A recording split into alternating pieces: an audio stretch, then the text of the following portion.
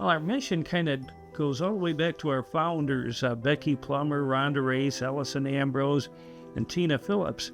These four women saw a need in our community, and they decided, instead of complaining, they were going to do something about it. That's our mission, to do something about the needs that we see in the community. We provide a food pantry for those with food insecurities. We have hygiene items. We also administrate an emergency prescription plan.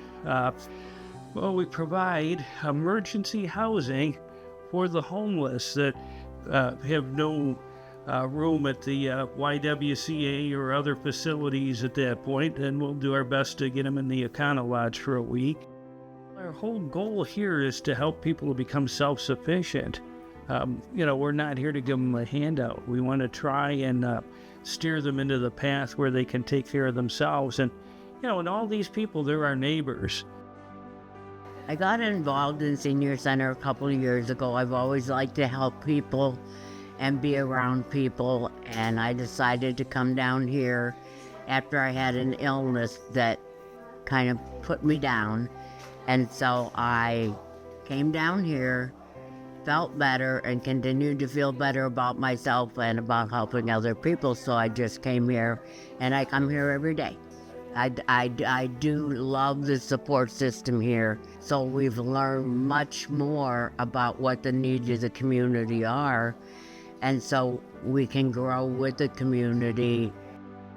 Our mission for Meals on Wheels is to enhance the lives of older adults, people with disabilities, and homebound individuals, providing nutritious meals throughout McCain County. The need continues to grow. Our mission is to empower individuals to live their best life. We have different programs depending on needs. We have residential programs that are staffed 24 hours a day. On the supportive living side, we have supportive living programs, so that could be like med monitoring, shopping, whatever the individual needs. Mental health services are very important, and in our area, there necessarily aren't really that many. So we are able to help people that need help, and very quickly sometimes. I mean, we can get a phone call that somebody's been released from the hospital or wherever, and we immediately try to get them set up with services so that they can live on their own and be successful.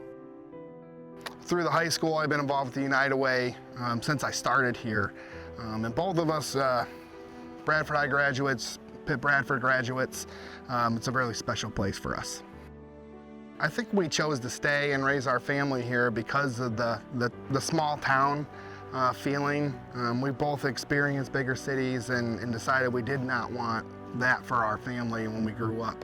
Being a teacher, I see the need, and I see what some of the struggles are for some of our our youngest members of our community, and they need all the supports they can get. And it was closer for us when our kids were young. It was our family was who we depended on, but now I see as they grow up, you do start to depend more on community, and I really feel like across the board in Bradford, you can always find somebody that is willing to lend a hand and help. We offer a variety of programming here at the library for the children from birth all the way through high school, and the United Way has funded our majority of our teen programs. One of the things they do in here is the Teen Lounge, which meets during the school year, after school, and there's a variety of things here for the kids to do, crafts, reading material. Sometimes there's a movie on, there's snacks, and it's just a safe hangout for teens. We have 2 teen book clubs. We have one for middle school, and then the other one is for high school students. They just want to add how grateful that the library is to the United Way for your generosity. We wouldn't have a teen program this year without the United Way grant, so that's been huge. We want to see everybody get help, so it's not just the senior center that uses the United Way. It's many other companies also, and we want to see them all strive. We don't want to see anybody in trouble. Without the help from United Way, Meals on Wheels wouldn't be what it is today. My program is operated on grants and donations and a lot of volunteers. Most of my drivers that deliver the meals have been with Meals on Wheels for years, several years. Like, I just take advantage of the fact that United Way is here. Like, I take that for granted. It's always been here. It's just like, it's a fixture in our community. And I think that speaks so much to, no matter how things are changing, like, there's always going to be an organization like the United Way that people are going to volunteer and donate towards and be involved in. You know, you can't do it alone. You need that community if you're going to make a big effort, a big response to the situations that you're dealing with.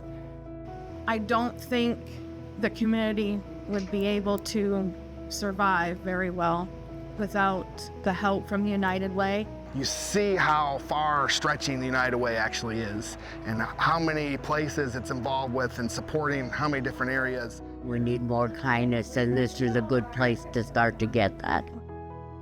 I'm going to say, look under your couch cushion, because a little change makes a big change, and that's what we're looking for, is a big change. Not a lot of programs can say that they've made it 100 years. United Way has been around for 100 years. If you guys weren't relevant, you wouldn't be here still. I mean, so think about how many other organizations have come and gone, yet the United Way is still here. A century of service, 100 years united.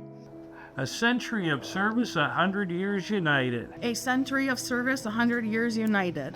A century of service. 100 years united. A century of service, 100 years united. A century of service, 100 years united.